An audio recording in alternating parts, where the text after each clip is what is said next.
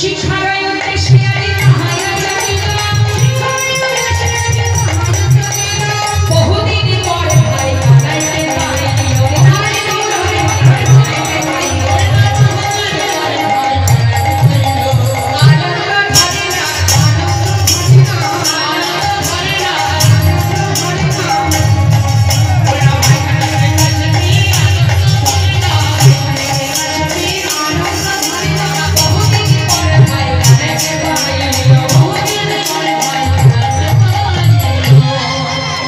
যেইরা কানাইকে পেয়েছে ছুটে গিয়ে কানাইকে জড়িয়ে ধরেছে, চোখের জলে কাঁদছে। কানাই, এতদিন পর তোকে পেলাম ভাই, কথাতে তুই আর আমায় ছেড়ে কোথাও যাবি না। আমি তোকে ছেড়ে থাকতে পারবো না কানাই। কোথায় ছিলি তুই? যেখানে যাস যেমনই থাকিস আমাকে সঙ্গে করে নিবি ভাই। কোথাতে আমি তুই ছেড়ে থাকতে পারবো না। ভাই কানাইকে জড়িয়ে ধরে সুদামা কাঁদছে। এমন সময় গুরুদেবকে আসতে দেখে বলছে, সবাই বস।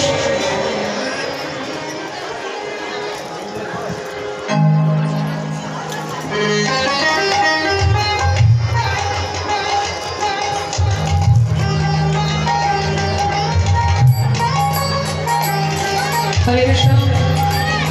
লীলা চলাকালীন আসলে কেউ আসবেন না, কারণ কিছু দেওয়ার মনে ইচ্ছা থাকলে লীলা শেষে দেবেন।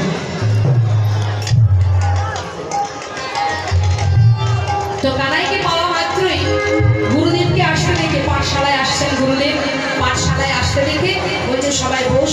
সবাই বসে আছে। এখন শান্তিমণি মুনি তিনি পাঠশালায় এসে জিজ্ঞাসা করছে, এই যে বালক, তোমরা সবাই ভালো আছো? তো শুনলাম আমার পাঠশালায় 3জন নতুন ছাত্র এসেছো। কই দেখি কে কে এসেছো, হাত তোলো। এই যে আমরা 3জন, গুরুদেব 3জন। আচ্ছা, তোমরা 3জন? আচ্ছা আচ্ছা, বেশ বেশ। তা শুনলাম নাকি আমার কাছে শিক্ষা নেবে বলে এসেছো। আচ্ছা, তোমার নাম কি? আমার নাম গুরুদেব বলরাম। আর তোমার নাম? কৃষ্ণ। তোমার নাম কৃষ্ণ? বাবা, কি সুন্দর, কি সুন্দর। আর তোমার নাম কি? আমার নাম সুদামা। আচ্ছা, তোমরা 3জন আমার পাঠশালায় নতুন এসেছো, তাই তো? ঠিক আছে। এই যে কি নাম তোমার? বলরাম। বলরাম। তুমি কি শিক্ষা নেবে? ওই ধনুর্বিদ্যা। তুমি ধনুর্বিদ্যা শিখবে। আর এই যে এদিকে তুমি কি শিক্ষা গ্রহণ করবে? হাতে চালাতে চাই, আমরা এই রাজনীতি শিখতে চাই গুরুদেব। তুমি রাজনীতিবিদ্যা শিখবে? হ্যাঁ গুরুদেব, আমি বেদবিদ্যাও শিখবো না, গদাবিদ্যাও শিখবো না, ধনুর্বিদ্যাও শিখবো না, আমি রাজনীতিবিদ্যা শিখবো। ভালো কথা। সুদামা, তুমি কি শিক্ষা নেবে? বেদ অধ্যয়ন করবে। হ্যাঁ, ওটাই তোমার পক্ষে প্রযোজ্য, খুবই ভালো হবে। হ্যাঁ, তা যারা বেদ অধ্যয়ন করে তাদেরকে কি বলা হয় মা? হরে কৃষ্ণ। বিপ্র।